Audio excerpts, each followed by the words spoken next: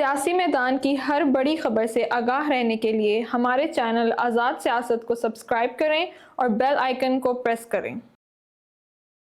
एक अमूमी तासुर यही लिया जा रहा है कि 63A के फैसले के बाद आईनी तरमीम की मंजिल करीब हो जाएगी और जो लोग आईनी तरमीम के हक में वोट डालना चाहते हैं उनके लिए 63A का फैसला एक संग मील की हैसियत रखता है, क्योंकि वो 63A के फैसले के बाद अपनी मर्जी से आईनी तरमीम के हक में वोट डाल सकते हैं।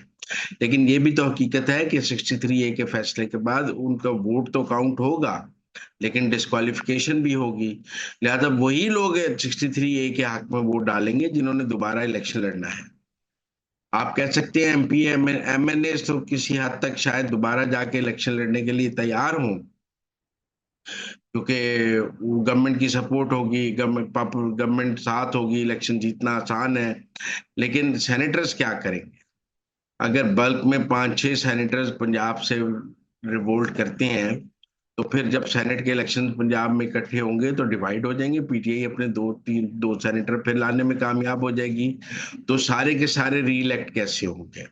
क्या कुछ पंजाब से होंगे, कुछ सिंध से होंगे, कुछ बलूचिस्तान से होंगे? मेरे ख्याल में गेम सेनेट में फंसी हुई है, गेम कौमी असेंबली में नहीं फंसी हुई। गेम सेनेट में फंसी हुई है और हमें नजर भी सेनेट पे रखनी चाहिए। बाकी मैं ये भी समझता हूँ कि 63A का फैसला आधा काम हुआ है, आधा बाकी का काम मखसूस नशिस्तों की नजरसानी की दरखास्तों के फैसले पे होगा। अगर तो अदालत मखसूस नशिस्तों की नजरसानी अगले हफ्ते में लगा देती है और उस तरह ही हम अगले जुमेरात जुमे तक मखसूस नशिस्तों का फैसला भी देख लें, तो फिर आईनी तरमीम की मंजिल ज्यादा करीब हो जाएगी। मखसूस नशिस्तों की नजरसानी की दरखास्तों में अगर वो फैसला भी खत्म हो जाता है, लेकिन उसके बगैर अगर आईनी तरमीम करनी है तो अभी सेनेट पे नजर रखनी होगी, क्योंकि फिलहाल मौलाना फजलुर रहमान का आना मुमकिन नजर नहीं आ रहा। तो लिहाजा उसके बगैर सेनेटर्स पूरे करना एक मुश्किल काम है। और अभी सेनेट से पूरे मुझे सेनेटर्स पूरे नजर नहीं आ रहे हैं। अगले 2 दिन में पूरे हो जाएं, एक दिन में पूरे हो जाएं, काम चल रहा है। लेकिन अगर आज की तारीख में कोई मुझसे पूछे तो मुझे लगता है कि आज के दिन में अभी आईनी तरमीम के लिए वो मतलूबा नंबर हासिल नहीं है जिनकी जरूरत है। उस पर काम हो रहा है। जैसे कल 2 एमएनए के खिलाफ हुकूमत ने ही रेफरेंस मूव किया है, उस रेफरेंस की कामयाबी से 2 वोट ऑपोजिशन के और कम हो जाएंगे, जिसके नतीजे में आप समझे हुक्मरान जमात का 1 वोट बढ़ गया। तो इस तरह आहिस्ता आहिस्ता कदम ब कदम आगे बढ़ रहे हैं। लेकिन ज्यादा तब्दीली सेनेट में देखने वाली है। जब हमें सेनेट में कोई हिलजुल नजर आएगी तभी आईनी तरमीम करीब नजर आएगी। देखिए, मौलाना फजलुर रहमान के लिए तो बहुत अच्छी बात यह है कि ये आईनी तरमीम का मामला कुछ 6 महीने साल चलता रहे, क्योंकि उनकी सारी अहमियत इस आईनी तरमीम के इर्द गिर्द ही घूम रही है। वो इसको मुलतवी करने का, वो ये तो नहीं कह रहे मैं साथ नहीं दूंगा, वो कह रहे मुलतवी कर दें, हम बात कर रहे हैं, क्योंकि उनको नजर आ रहा है उनकी सारी इंपॉर्टेंस इस आईनी तरमीम के इर्द गिर्द है। अगर आईनी तरमीम नहीं होती तो का मामला खत्म हो जाता है तो उनकी इंपॉर्टेंस भी खत्म हो जाएगी। ना पीटीआई के लिए वो अहम रहेंगे, ना हुक्मरान इत्तेहाद के लिए अहम रहेंगे। तो फिर उनको अपनी पॉलिटिकल रेलेवेंस बनाने के लिए बड़ी मेहनत करनी पड़ेगी। अभी तो रेलेवेंस मुफ्त की मिली हुई है आईनी तरमीम की वजह से, सब उनकी तरफ देखते हैं। इसलिए वो ये चाहते हैं कि ना आईनी तरमीम मंजूर हो ना मुस्तरद हो, ये मामला चलता रहे। तभी वो कहते हैं इसको जरा एससीओ के बाद रख लें, जरा और आगे कर लें, हम गौर कर रहे हैं। ना हाँ करते हैं ना करते हैं, क्योंकि उनकी सारी पॉलिटिकल रेलेवेंस और सियासी दुकान इस वक्त से आईनी तरमीम के ऊपर है। लेकिन गवर्नमेंट की अपनी टाइमलाइन है, वो इससे ज्यादा मौलाना का इंतजार नहीं किया जा सकता। इसलिए वो अगर मुलतवी करने का कहें भी तो गवर्नमेंट अब मुलतवी करने के मूड में मुझे नजर नहीं आती है, और गवर्नमेंट इसको मौलाना के बगैर करने को नजर आती है। मौलाना ने ये फैसला करना है कि आखिरी दिन उन्होंने हुकूमत की किश्ती में सवार होना है या नहीं होना, क्योंकि उनके बगैर अगर होने लगी तो उनको तो बिल्कुल कुछ भी नहीं मिलेगा। क्योंकि पीटीआई केपी में तो उन्हें कुछ देने के लिए तैयार नहीं है, गंडापुर उन्हें केपी में कोई स्पेस देने के लिए तैयार नहीं है। वो पीटीआई की जितनी मर्जी खिदमत कर ले, केपी में उनके लिए पीटीआई के पास कोई स्पेस नहीं है। तो अब उन्होंने अपना फाइनल फैसला करना है। मुलतवी करने से उनको ये फायदा है कि रेलेवेंस रहती है, रेट बारगेन ज्यादा हो जाता है, लेकिन मेरे ख्याल में काफी हो गया। अब इससे आज ज्यादा इसका इम्कान नहीं है।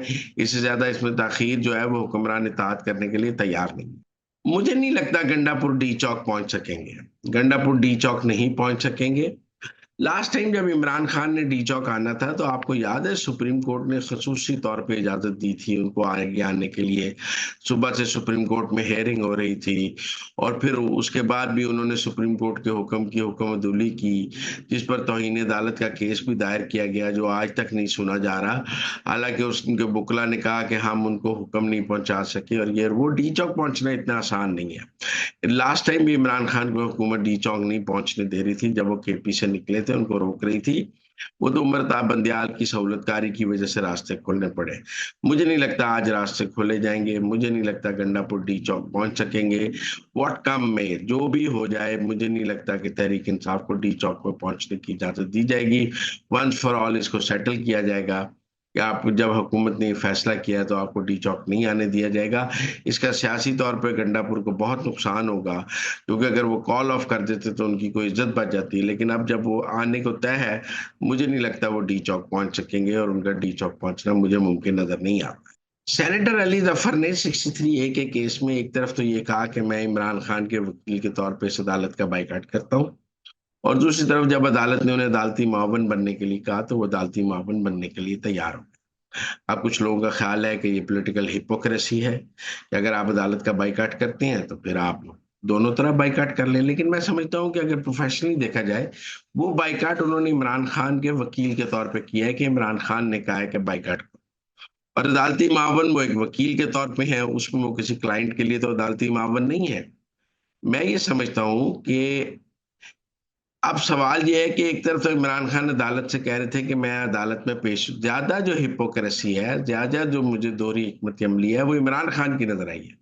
आप देखिए ना, एक तरफ तो इमरान खान ये कह रहे थे कि मैं इस अदालत को एड्रेस करना चाहता हूँ, मुझे अदालत को एड्रेस करने का, अदालत में पेश होने का मौका दिया जाए। जब अदालत ने मौका नहीं दिया तो आपने कहा हम अदालत का बाइकाट करते हैं। आप उसी अदालत को एड्रेस करना चाहते हैं जिसको आप कानूनी मानते हैं। जिस अदालत को आप कानूनी नहीं मानते उसको आप क्यों एड्रेस करना चाहेंगे?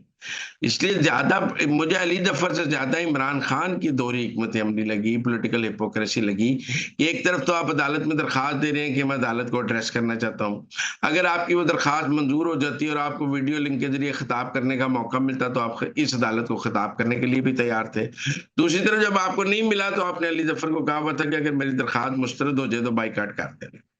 मतलब आप सियासत कर रहे थे अदालत के साथ, आप अदालत को एड्रेस करने के लिए भी तैयार थे और बाइकाट की स्ट्रेटेजी भी बनाई हुई थी। तो ज्यादा पॉलिटिकल हिपोक्रेसी इमरान खान के मुझे रवैये में नजर आई। अली जफर ने क्लाइंट के तौर का बाइकआउट किया क्योंकि क्लाइंट की इंस्ट्रक्शंस थी, और बतौर वकील उन्होंने अदालती मावन किया, तो उनकी पॉलिटिकल हिपोक्रेसी इतनी ज्यादा नजर नहीं आती जितनी इमरान खान की नजर आती है। लेकिन एक और बात है, आज उन्होंने काजी फायज ईसा की अदालत का बाइकआउट किया है ये कहकर कि ये प्रैक्टिस एंड प्रोसीजर कमेटी ने ठीक तरह बेंच नहीं बनाया। कल जब मखसूस नशिस्तों की नजरसानी का बेंच बनेगा उसका बाइकआउट करेंगे, क्योंकि वो भी यही कमेटी बनाएगी। मुझे नहीं लगता उसमें भी मंसूर अली शाह जाएंगे, वो भी अमीनुद्दीन और काजी फायज ईसा मिलकर बनाएंगे, तो क्या उसका बाइकआउट करेंगे? और जितने केसेस सुप्रीम कोर्ट में पीटीआई के लगे हैं वो अब काजी फायज ईसा बनाएंगे, उन सबका बाइकाट करेंगे, या ये बाइकाट सिर्फ 63 एक ही हद तक था? ये ज्यादा इंपॉर्टेंट बात है आगे देखने की कि ये बाइकाट कब तक था और क्या सब बेंचेस के लिए ये बाइकाट है या सिर्फ 63 ए के लिए था।